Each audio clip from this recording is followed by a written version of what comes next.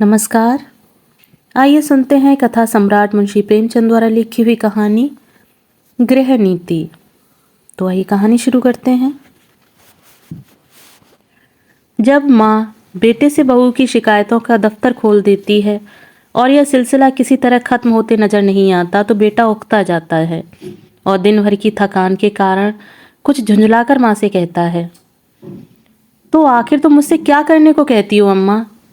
मेरा काम स्त्री को शिक्षा देना तो नहीं है, यह तो तुम्हारा काम है। तुम उसे डांटो मारो, जो सजा चाहे दो। मेरे लिए इससे ज़्यादा खुशी की और क्या बात हो सकती है कि तुम्हारे प्रयत्न से वह आदमी बन जाए। मुझसे मत कहो कि उसे सलीका नहीं है, तमीज़ नहीं है, बेअदब है। उसे डांट कर सिखाओ। माँ: वाह, मुंह से बात निकलने नहीं देती। डांटू तो मुझे ही नोच खाए। उसके सामने अपनी आबरू बचाती फिरती हूँ कि किसी के मुंह पर मुझे कोई अनुचित शब्द न कह बैठे। बेटा, तो फिर इसमें मेरी क्या खता है? मैं तो उसे सिखा नहीं देता कि तुमसे बेअदबी करे। माँ: तो और कौन सिखाता है? बेटा: तुम तो अंधेर करती हो अम्मा। माँ: अंधेर नहीं करती, सत्य कहती हूँ। तुम्हारी ही शय पाकर उसका दिमाग बढ़ गया है। जब वह तुम्हारे पास जाकर टेसुए बहाने लगती है तो कभी तुमने उसे डांटा, कभी समझाया कि तुझे अम्मा का अदब करना चाहिए? तुम तो खुद उसके गुलाम हो गए हो। वह भी समझती है मेरा पति कमाता है, फिर मैं क्यों न रानी बनूं, क्यों किसी से दबूं? मर्द जब तक शह न दे औरत का इतना गुर्दा हो ही नहीं सकता। बेटा: तो क्या मैं उससे कह दूं कि मैं कुछ नहीं कमाता, बिल्कुल निखट्टू हूँ? क्या तुम समझती हो तब वह मुझे जलील नहीं समझेगी? हर एक पुरुष चाहता है कि उसकी स्त्री से कमाऊ, योग्य, तेजस्वी समझे और सामान्यतः वह जितना है उससे बढ़कर अपने को दिखाता है। मैंने कभी नादानी नहीं की, कभी स्त्री के सामने डींग नहीं मारी, लेकिन स्त्री की दृष्टि में अपना सम्मान खोना तो कोई भी नहीं चाहेगा। माँ: तुम कान लगाकर ध्यान देकर और मीठी मुस्कुराहट के साथ उसकी बातें सुनोगे तो वह क्यों न शेर होगी। तुम खुद चाहते हो कि स्त्री के हाथों मेरा अपमान कराओ। मालूम नहीं मेरे किन पापों का तुम मुझे यह दंड दे रहे हो, किन अरमानों से कैसे कैसे कष्ट झेलकर मैंने तुम्हें पाला। खुद नहीं पहना, तुम्हें पहनाया। खुद नहीं खाया, तुम्हें खिलाया। मेरे लिए तुम उस मरने वाली की निशानी थे और मेरी सारी अभिलाषाओं का केंद्र। तुम्हारी शिक्षा पर मैंने अपने हजारों आभूषण होम कर दिए। विधवा के पास दूसरी कौन सी निधि थी? इसका तुम मुझे यह पुरस्कार दे रहे हो? बेटा: मेरी समझ में नहीं आता कि आप मुझसे चाहती क्या हैं। आपके उपकारों को मैं कब मेट सकता हूँ? आपने मुझे केवल शिक्षा ही नहीं दिलाई, मुझे जीवन दान दिया, मेरी सृष्टि की, अपने गहने ही नहीं होम किए, अपना रक्त तक पिलाया। अगर मैं 100 बार अवतार लूँ तो भी इसका बदला नहीं चुका सकता। मैं अपनी जान में आपकी इच्छा के विरुद्ध कोई काम नहीं कर सकता। यथासाध्य आपकी सेवा में कोई बात नहीं उठा रखता। जो कुछ पाता हूँ लाकर आपके हाथों पर रख देता हूँ। और मुझसे क्या चाहती हैं? और मैं कर ही क्या सकता हूँ? ईश्वर ने हमें तथा आपको और सारे संसार को पैदा किया, उसका हम उसे क्या बदला देते हैं? क्या बदला दे सकते हैं? उसका नाम भी तो नहीं लेते, उसका यश भी तो नहीं गाते। इससे क्या उसके उपकारों का भार कुछ कम हो जाता है? माँ के बलिदानों का प्रतिशोध कोई बेटा नहीं कर सकता, चाहे वह भूमंडल का स्वामी ही क्यों न हो। ज़्यादा से ज़्यादा मैं आपकी दिलजोई तो कर सकता हूँ, और मुझे याद नहीं आता कि मैंने कभी आपको असंतुष्ट किया हो। माँ: तुम मेरी दिलजोई करते हो? तुम्हारे घर में मैं इस तरह रहती हूँ जैसे कोई लौंडी। तुम्हारी बीबी कभी मेरी बात भी नहीं पूछती। मैं भी कभी बहू थी, रात को घंटे भर सास की देह दबाकर, उनके सिर में तेल डालकर, उन्हें दूध पिलाकर तब बिस्तर पर जाती थी। तुम्हारी स्त्री 9 बजे अपनी किताबें लेकर अपनी सहनची में जा बैठती है, दोनों खिड़कियाँ खोल लेती है और मज़े से हवा खाती है। मैं मरूं या जीऊं, उसे क्या मतलब? इसीलिए मैंने पाला था। बेटा: तुमने मुझे पाला था तो यह सारी सेवा मुझसे लेनी चाहिए थी, मगर तुमने मुझसे कभी नहीं कहा। मेरे अन्य मित्र भी हैं, उनमें भी मैं किसी को माँ की देह में मुक्कियाँ लगाते नहीं देखता। आप मेरे कर्तव्य का भार मेरी स्त्री पर क्यों डालती हैं? यूं अगर वह आपकी सेवा करे तो मुझसे ज़्यादा प्रसन्न और कोई नहीं होगा। मेरी आंखों में उसकी इज्जत दूनी हो जाएगी, शायद उससे और ज़्यादा प्रेम करने लगूं। लेकिन अगर वह आपकी सेवा नहीं करती तो आपको उससे अप्रसन्न होने का कोई कारण नहीं है। शायद उसकी जगह मैं होता तो मैं भी ऐसा ही करता। सास मुझे अपनी लड़की की तरह प्यार करती तो मैं उसके तलुए सहलाता, इसलिए नहीं कि वह मेरे पति की माँ होती। बल्कि इसलिए कि वह मुझसे मातृव्रत स्नेह करती। मगर मुझे खुद यह बुरा लगता है कि बहू सास के पांव दबाए। कुछ दिन पहले स्त्रियां पति के पांव दबाती थीं, आज भी उस प्रथा का लोप नहीं हुआ है। लेकिन मेरी पत्नी मेरे पांव दबाए तो मुझे ग्लानि होगी। मैं उससे कोई ऐसी खिदमत नहीं लेना चाहता जो मैं उसकी भी ना कर सकूं। यह रस्म उस जमाने की यादगार है जब स्त्री पति की लौंडी समझी जाती थी। अब पत्नी और पति दोनों बराबर है, कम से कम मैं ऐसा ही समझता हूँ। माँ, तो मैं कहती हूँ कि तुम्ही ने उसे ऐसी ऐसी बातें पढ़ाकर शेर कर दिया है। तुम ही मुझसे बैर साध रहे हो। ऐसी निर्लज्ज, ऐसी बदजबान, ऐसी टर्री फूहड़ छोकरी संसार में ना होगी। घर में अक्सर मोहल्ले की बहनें मिलने आती रहती हैं। यह राजा की बेटी न जाने किन गंवारों में पली है, न किसी का भी आदर सत्कार करती है, कमरे से निकलती तक नहीं। कभी कभी जब वे खुद उसके कमरे में चली जाती हैं तो भी यह गधी चारपाई से नहीं उठती, प्रणाम तक नहीं करती, चरण छूना तो दूर की बात है। बेटा, वह देवियाँ तुमसे मिलने आती होंगी, तुम्हारे और उनके बीच में न जाने क्या बातें होती हों। अगर तुम्हारी बहू बीच में आ कूदे तो मैं उसे बदतमीज कहूँगा। कम से कम मैं तो कभी पसंद नहीं करूँगा कि जब मैं अपने मित्रों से बातें कर रहा हूँ तो तुम या तुम्हारी बहू वहाँ जाकर खड़ी हो जाए। स्त्री भी अपनी सहेलियों के साथ बैठी हो तो मैं वहाँ बिना बुलाए नहीं जाऊँगा। यह तो आजकल का शिष्टाचार है। माँ, तुम तो हर बात में उसी का पक्ष करते हो। बेटा, न जाने उसने कौन सी जड़ी सूंघा दी है तुम्हें। यह कौन कहता है कि वह हम लोगों के बीच में आ कूदे, लेकिन बड़ों का उसे कुछ तो आदर सत्कार करना चाहिए। किस तरह? माँ, आकर आंचल से उसके चरण छुए, प्रणाम करे, पान खिलाए, पंखा झले, इन्हीं बातों से बहू का आदर होता है। लोग उसकी प्रशंसा करते हैं। नहीं तो सबकी सब यही कहती होंगी कि बहू को घमंड हो गया है, किसी से सीधे मुंह बात नहीं करती। बेटा, विचार करके, हाँ, यह अवश्य उसका दोष है, मैं उसे समझा दूंगा। माँ, प्रसन्न होकर, तुमसे सच कहती हूँ बेटा, चारपाई से उठती तक नहीं। सब औरतें थोड़ी थोड़ी करती हैं, मगर उसे तो शर्म जैसे छू ही नहीं गई, और मैं हूँ कि मारे शर्म के मरी जाती हूँ। बेटा, यही मेरी समझ में नहीं आता कि तुम हर बात में अपने को उसके कामों की जिम्मेदार क्यों समझ लेती हो। मुझ पर दफ्तर में न जाने कितनी घुड़कियाँ पड़ती हैं, रोज ही तो जवाब तलब होता है, लेकिन तुम्हें उल्टी मेरे साथ सहानुभूति होती है। क्या तुम समझती हो अफसरों को मुझसे कोई बैर है जो अनायास ही मेरे पीछे पड़े रहते हैं, या उन्हें उन्माद हो गया है जो अकारण ही मुझे काटने दौड़ते हैं? नहीं, इसका कारण यही है कि मैं अपने काम में चौकस नहीं हूँ। गलतियाँ करता हूँ, सुस्ती करता हूँ, लापरवाही करता हूँ। जहाँ अफसर सामने से हटा के लगे समाचार पत्र पढ़ने या ताश खेलने, क्या उस वक्त हमें यह ख्याल नहीं रहता कि काम पड़ा हुआ है? और यह साहब डांट ही तो बताएंगे, सिर झुकाकर सुन लेंगे, बाधा टल जाएगी। पर ताश खेलने का अवसर नहीं है, लेकिन कौन परवाह करता है, सोचते हैं। तुम मुझे दोषी समझकर भी मेरा पक्ष लेती हो, और तुम्हारा बस चले तो हमारे बड़े बाबू को मुझसे जवाब तलब करने के अभियोग में काले पानी भेज दो। माँ, खिलकर, मेरे लड़के को कोई सजा देगा तो क्या मैं पान फूल से उसकी पूजा करूँगी? बेटा, हर एक बेटा अपनी माता से इसी तरह की कृपा की आशा रखता है, और सभी माताएं अपने लड़कों के ऐबों पर पर्दा डालती हैं। फिर बहुओं की ओर से क्यों उनका हृदय इतना कठोर हो जाता है, यह मेरी समझ में नहीं आता। तुम्हारी बहू पर जब दूसरी स्त्रियां चोट करें तो तुम्हारे मातृ स्नेह का यह धर्म है कि तुम उसकी तरफ से क्षमा मांगो, कोई बहाना कर दो, उनकी नज़रों में उसे उठाने की चेष्टा करो। इस तिरस्कार में तुम क्यों उनसे सहयोग करती हो? तुम्हें क्यों उसके अपमान में मजा आता है? मैं भी तो हर एक ब्राह्मण या बड़े बूढ़े का आदर सत्कार नहीं करता। मैं किसी ऐसे व्यक्ति के सामने सिर नहीं झुका सकता जिससे मुझे हार्दिक श्रद्धा न हो। केवल सफ़ेद बाल, सिकुड़ी हुई खाल, पोपला मुंह और झुकी हुई कमर किसी को आदर का पात्र नहीं बना देती, और न जनेऊ या तिलक या पंडित और शर्मा की उपाधि ही भक्ति की वस्तु है। मैं लकीर पीटू सम्मान को नैतिक अपराध समझता हूँ। मैं तो उसी का सम्मान करूँगा जो मनसा वाचा कर्मणा हर पहलू से सम्मान के योग्य हो, जिसे मैं जानता हूँ कि मक्कारी, स्वार्थ, साधन और निंदा के सिवाय और कुछ नहीं करता, जिसे मैं जानता हूँ कि रिश्वत और सूद तथा खुशामद की कमाई खाता है। वह अगर ब्रह्मा की आयु लेकर भी मेरे सामने आए तो भी मैं उसे सलाम नहीं करूँगा। इसे तुम मेरा अहंकार कह सकती हो, लेकिन मैं मजबूर हूँ। जब तक मेरा दिल न झुके मेरा सिर भी नहीं झुकेगा। मुमकिन है तुम्हारी बहू के मन में भी उन देवियों की ओर से अश्रद्धा के भाव हैं, उनमें से 2-4 को तो मैं भी जानता हूँ, हैं वे सब बड़े घर की, लेकिन सबके दिल छोटे, विचार छोटे। कोई निंदा की पुतली है तो कोई खुशामद में युक्त, कोई गाली गलौज में अनुपम, सभी रूढ़ियों की गुलाम, ईर्ष्या द्वेष से जलने वाली। एक भी ऐसा नहीं जिसने अपने घर को नरक का नमूना न बना रखा हो। अगर तुम्हारी बहू ऐसी औरतों के आगे सिर नहीं झुकाती तो मैं उसे दोषी नहीं समझता।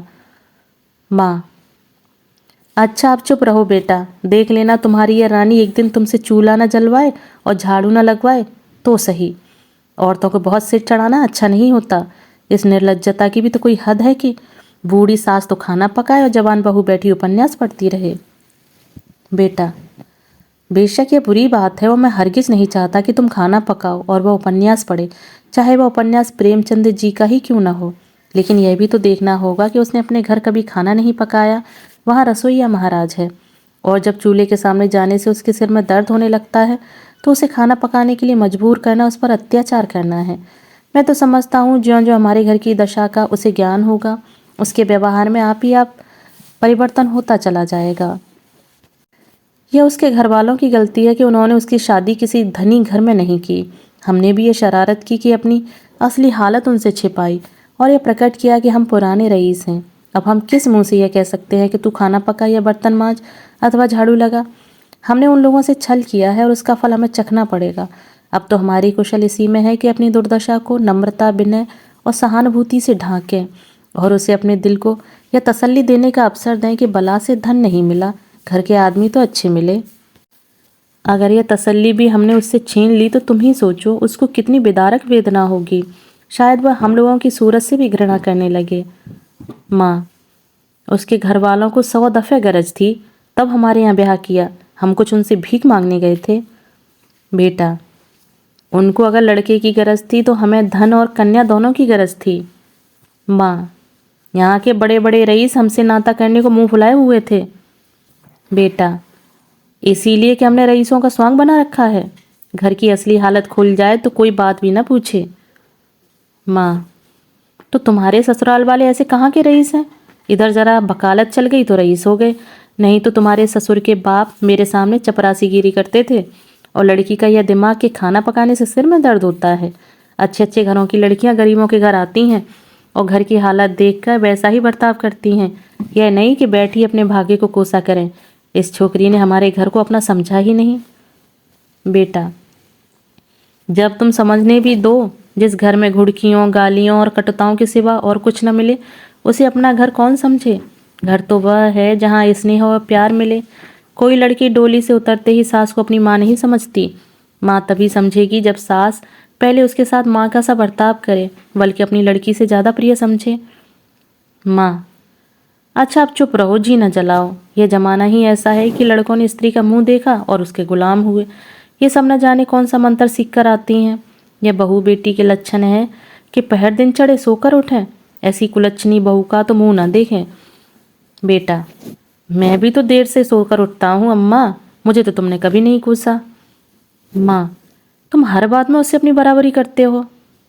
बेटा: यह उसके साथ घोर अन्याय है, क्योंकि जब तक वह इस घर को अपना नहीं समझती तब तक उसकी हैसियत मेहमान की है, और मेहमान की हम खातिर करते हैं, उसके ऐब नहीं देखते।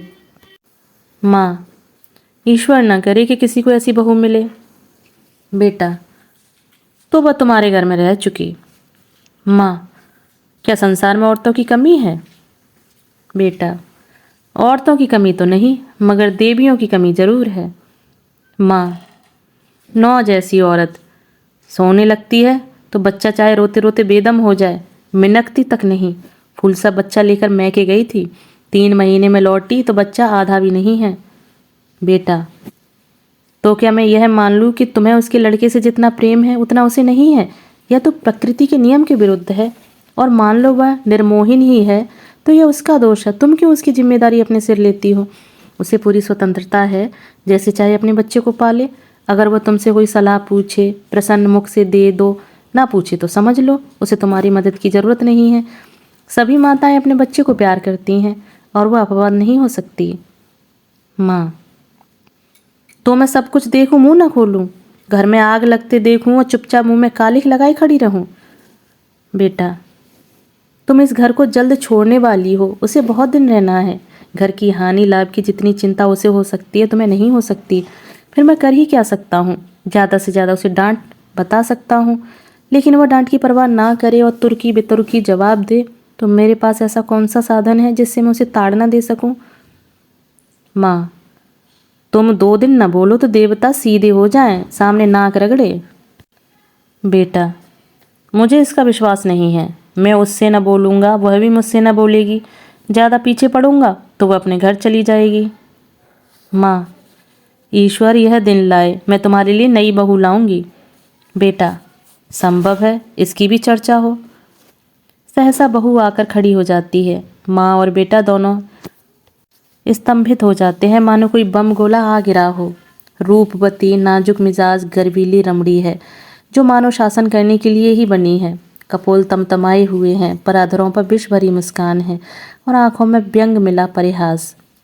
माँ अपनी झेप छिपाकर, तुम्हें कौन बुलाने गया था? बहू, क्यों, यहाँ जो तमाशा हो रहा है उसका आनंद मैं ना उठाऊं? बेटा, माँ बेटी के बीच में तुम्हें दखल देने का कोई हक नहीं। बहू की मुद्रा सहसा कठोर हो जाती है। बहू, अच्छा आप जबान बंद रखिए। जो पति अपनी स्त्री की निंदा सुनता रहे वह पति बनने के योग्य नहीं। वह पति धर्म का का खा गा भी नहीं जानता। मुझसे अगर कोई तुम्हारी बुराई करता, चाहे वह मेरी प्यारी माँ ही क्यों ना होती, तो मैं उसकी जबान पकड़ लेती। तुम मेरे घर जाते हो तो वहाँ तो जिसे देखती हूँ तुम्हारी प्रशंसा ही करता है। छोटे से बड़े तक गुलामों की तरह दौड़ते फिरते हैं। अगर उनकी बस में हो तो तुम्हारे लिए स्वर्ग के तारे तोड़ना है। और उसका जवाब मुझे यहाँ यह मिलता है कि बात बात पर ताने महने, तिरस्कार, बहिष्कार। मेरे घर तो तुमसे कोई यह नहीं कह सकता कि तुम देर से क्यों उठे, तुमने अमुक महोदय को सलाम नहीं किया, अमुक के चरणों पर सिर क्यों नहीं पटका। मेरे बाबूजी कभी गवारा नहीं करेंगे कि तुम उनकी देह पर मुक्कियाँ लगाओ या उनकी धोती धो या उन्हें खाना पकाकर खिलाओ। मेरे साथ यहाँ यह बर्ताव क्यों? मैं यहाँ लौंडी बनकर नहीं आई हूँ, तुम्हारी जीवन संगिनी बनकर आई हूँ। मगर जीवन संगिनी का यह अर्थ तो नहीं कि तुम मेरे ऊपर सवार होकर मुझे जलाओ। यह मेरा काम है कि जिस तरह चाहूँ तुम्हारे साथ अपने कर्तव्य का पालन करूँ। उसकी प्रेरणा मेरी आत्मा से होनी चाहिए, ताड़ना या तिरस्कार से नहीं। अगर कोई मुझे कुछ सिखाना चाहता है तो माँ की तरह प्रेम से सिखाए, मैं सीखूंगी। लेकिन कोई ज़बरदस्ती मेरी छाती पर चढ़कर अमृत भी मेरे कंठ में ठूसना चाहे तो मैं होठ बंद कर लूँगी। मैं अब कब की इस घर को अपना समझ चुकी होती, अपनी सेवा और कर्तव्य का निश्चय कर चुकी होती। मगर यहाँ तो हर घड़ी हर पल मेरी देह में सुई चुभोकर मुझे याद दिलाया जाता है कि तू इस घर की लौंडी है, तेरा इस घर से कोई नाता नहीं। तू सिर्फ गुलामी करने के लिए यहाँ लाई गई है और मेरा खून खौल कर रह जाता है। अगर यही हाल रहा तो एक दिन तुम दोनों मेरी जान निकाल कर रहोगे। माँ, सुन रहे हो अपनी चहेती रानी की बातें? वह यहाँ लौंडी बनकर नहीं रानी बनकर आई है। हम दोनों उसकी टहल करने के लिए हैं। उसका काम हमारे ऊपर शासन करना है। उसे कोई काम करने को कौन कहे? मैं खुद मना करूं और तुम उसकी बातें कान लगाकर सुनते हो। तुम्हारा मुंह कभी नहीं खुलता कि उसे डांटो या समझाओ, थर थर कांपते रहते हो। बेटा, अच्छा अम्मा ठंडे दिल से सोचो, मैं इसकी बातें ना सुनूं तो कौन सुने? क्या तुम इसके साथ इतनी हमदर्दी भी नहीं देखना चाहती? आखिर बाबूजी जीवित थे तब वह तुम्हारी बातें सुनते थे या नहीं? तुम्हें प्यार करते थे या नहीं? फिर मैं अपनी बीवी की बातें सुनता हूँ तो कौन सी नई बात करता हूँ, और इसमें तुम्हारे बुरा मानने की कौन बात है? माँ, हाय बेटा, तुम अपनी स्त्री के सामने मेरा अपमान कर रहे हो। इसी दिन के लिए मैंने तुम्हें पाल पोस कर बड़ा किया था। क्यों मेरी छाती नहीं फट जाती? वह आंसू पहुँचती है, आपे से बाहर कमरे से निकल जाती है। स्त्री पुरुष दोनों कौतुक भरी आंखों से उसे देखते हैं, जो बहुत जल्द हमदर्दी में बदल जाती है। पति, माँ का हृदय। स्त्री, माँ का हृदय नहीं, स्त्री का हृदय। पति, अर्थात? स्त्री, जो अंत तक पुरुष का सहारा चाहता है, स्नेह चाहता है और उस पर किसी दूसरी स्त्री का असर देखकर ईर्ष्या से जल उठता है। पति, क्या पगली की सी बातें करती हो? स्त्री, यथार्थ कहती हूँ। पति, तुम्हारा दृष्टिकोण बिल्कुल गलत है और इसका तजर्बा तुम्हें तब होगा जब तुम खुद सास होगी। स्त्री, मुझे सास बनना ही नहीं है। लड़का अपने हाथ पांव का हो जाए, ब्याह करे और अपना घर संभाले, मुझे बहू से क्या सरोकार। पति, तुम्हें यह अरमान बिल्कुल नहीं है कि तुम्हारा लड़का योग्य हो, तुम्हारी बहू लक्ष्मी हो और दोनों का जीवन सुख से कटे। स्त्री, क्या मैं माँ नहीं हूँ? पति, माँ और सास में कोई अंतर है क्या? स्त्री, उतना ही जितना जमीन और आसमान में है। माँ प्यार करती है, सास शासन करती है। कितनी ही दयालु, सहनशील, सतोगुणी स्त्री हो, सास बनते ही मानो ब्याई हुई गाय हो जाती है। जैसे पुत्र से जितना ही ज़्यादा प्रेम होता है, वह बहू पर उतनी ही निर्दयता से शासन करती है। मुझे भी अपने ऊपर विश्वास नहीं है। अधिकार पाकर किसे मद नहीं हो जाता। मैंने तय कर लिया है, सास बनूंगी ही नहीं। औरत की गुलामी सासों के बल पर कायम है। जिस दिन सासें नहीं रहेंगी, औरत की गुलामी का अंत हो जाएगा। पति, मेरा ख्याल है तुम जरा भी सहज बुद्धि से काम लो तो तुम अम्मा पर भी शासन कर सकती हो। तुमने हमारी बातें कुछ सुनी? स्त्री, बिना सुने ही मैंने समझ लिया कि क्या बातें हो रही होंगी। वही बहू का रोना। पति, नहीं नहीं, तुमने बिल्कुल गलत समझा। अम्मा के मिजाज में आज मैंने विस्मयकारी अंतर देखा, बिल्कुल अभूतपूर्व। आज वह जैसे अपनी कटुताओं पर लज्जित हो रही थी। हाँ, प्रत्यक्ष रूप से नहीं, सांकेतिक रूप से। अब तक वह तुमसे इसलिए नाराज रहती थी कि तुम देर से उठती हो। अब शायद उन्हें यह चिंता हो रही है कहीं सवेरे उठने से तुम्हें ठंड न लग जाए। तुम्हारे लिए पानी गर्म करने को कह रही थी। स्त्री प्रसन्न होकर, सच? पति, हाँ, मुझे तो सुनकर आश्चर्य हुआ। स्त्री, तो अब मैं मुंह अंधेरे उठूंगी। ऐसी ठंड क्या लग जाएगी, लेकिन तुम मुझे चकमा तो नहीं दे रहे हो? पति, अब इस बदगुमानी का क्या इलाज? आदमी को कभी कभी अपने अन्याय पर खेद तो होता ही है। स्त्री, तुम्हारे मुंह में घी शक्कर। अब मैं गजरदम उठूंगी। वह बेचारी मेरे लिए क्यों पानी गर्म करेंगी? मैं खुद गर्म कर लूंगी। आदमी करना चाहे तो क्या नहीं कर सकता। पति, मुझे उनकी बात सुन सुनकर ऐसा लगता था जैसे किसी दैवी आदेश से उनकी आत्मा को जगा दिया हो। तुम्हारे अल्लड़पन और चपलता पर कितना भन्नाती हैं। चाहती थीं कि घर में कोई बड़ी बूढ़ी आ जाए तो तुम उसके चरण छुओ, लेकिन शायद अब उन्हें मालूम होने लगा है कि इस उम्र में सभी थोड़े बहुत अल्लड़ होते हैं। शायद उन्हें अपनी जवानी याद आ रही है। कहती थीं यही तो शौक सिंगार, पहनने ओढ़ने, खाने खेलने के दिन थे। बुढ़ियों का तो दिन भर तांता लगा रहता है। कोई कहाँ तक उनके चरण छुए और क्यों छुए? ऐसी कहाँ की बड़ी देवियाँ हैं? स्त्री, मुझे तो हर्षोन्माद हुआ चाहता है। पति, मुझे तो विश्वास ही नहीं आता था। स्वप्न देखने का संदेह हो रहा था। स्त्री, अब आई है राह पर। पति, कोई देवी प्रेरणा लगती है। स्त्री, मैं कल से ठेठ बहू बन जाऊंगी। किसी को खबर भी नहीं होगी कि कब अपना मेकअप करती है। सिनेमा के लिए भी सप्ताह में एक दिन काफ़ी है। बूढ़ियों के पाँव छू लेने में क्या हरज है? वे देवियाँ ना सही, चुड़ैल ही सही, मुझे आशीर्वाद तो देंगी, मेरा गुणगान करेंगी। पति, सिनेमा का तो उन्होंने नाम भी नहीं लिया। स्त्री, तुमको जो इसका शौक है, अब तुम्हें भी ना जाने दूंगी। पति, लेकिन सोचो तुमने कितनी ऊंची शिक्षा पाई है। किस कुल की हो? इन खूसट बुढ़ियों के पांव पर सिर रखना तुम्हें बिल्कुल शोभा ना देगा। स्त्री, तो क्या ऊंची शिक्षा की यह माने है कि हम दूसरों को नीचा समझें? बुढ़े कितने ही मूर्ख हों, लेकिन दुनिया का तजर्बा रखते हैं। कुल की प्रतिष्ठा भी नम्रता और सद्व्यवहार से होती है, हेकड़ी और रुखाई से नहीं। पति, मुझे तो यही ताज्जुब होता है कि इतनी जल्द इनकी काया पलट कैसे हो गई। अब इन्हें बहुओं का सास के पांव दबाना या उनकी साड़ी धोना या उनके देह में मुक्की लगाना बुरा लगने लगा है। कहती थीं बहू कोई लौंडी थोड़ी ही है कि बैठी सास का पांव दबाए। स्त्री, मेरी कसम। पति, हाँ जी, सच कहता हूँ। और तो और, अब वह तुम्हें खाना भी ना पकाने देंगी। कहती थीं जब बहू के सिर में दर्द होता है तो क्यों उसे सताया जाए, कोई महाराज रख लो। स्त्री फूली न समाकर, मैं तो आकाश में उड़ी जा रही हूँ। ऐसी सास के तो चरण धो धोकर पिए, मगर तुमने पूछा नहीं। अब तक तुम क्यों उसे मार मार कर हकीम बनाने में तुली रहती थी। पति, पूछा क्यों नहीं पूछा? भला मैं छोड़ने वाला था? बोली मैं अच्छी हो गई थी, मैंने हमेशा खाना पकाया है, फिर वह क्यों ना पकाए। लेकिन अब उनकी समझ में आया है कि वह निर्धन बाप की बेटी थी, तुम संपन्न कुल की कन्या हो। स्त्री, अम्मा जी दिल की साफ हैं, इन्हें मैं क्षमा की योग्य समझती हूँ। जिस जलवायु में हम पलते हैं उसे एक बार भी नहीं बदल सकते। जिन रूढ़ियों और परंपराओं में उनका जीवन बीता है उन्हें तुरंत त्याग देना उनके लिए कठिन है। वह क्यों? कोई भी नहीं छोड़ सकता। वह तो फिर भी बहुत उदार हैं। तुम अभी महाराज मत रखो, खामखा जेरवार क्यों होंगे। जब तरक्की हो जाए तो महाराज रख लेना। अभी मैं खुद पका लिया करूँगी। 3-4 प्राणियों का खाना ही क्या, मेरी जात से कुछ अम्मा को आराम मिले। मैं जानती हूँ सब कुछ, लेकिन कोई रौब जमाना चाहे तो मुझसे बुरा कोई नहीं। पति: मगर यह तो मुझे बुरा लगेगा कि तुम रात को अम्मा के पाँव दबाने बैठो। स्त्री: बुरा लगने की कौन बात है? जब उन्हें मेरा इतना ख्याल है तो मुझे भी उनका लिहाज करना ही चाहिए। जिस दिन मैं उनके पाँव दबाने बैठूंगी वह मुझ पर प्राण देने लगेंगी। आखिर बहू बेटे का कुछ सुख उन्हें भी तो हो। बड़ों की सेवा करने में हेटी नहीं होती। बुरा तब लगता है जब वह शासन करते हैं और अम्मा मुझसे पाँव दबाएंगी थोड़े ही सैंत का यश मिलेगा।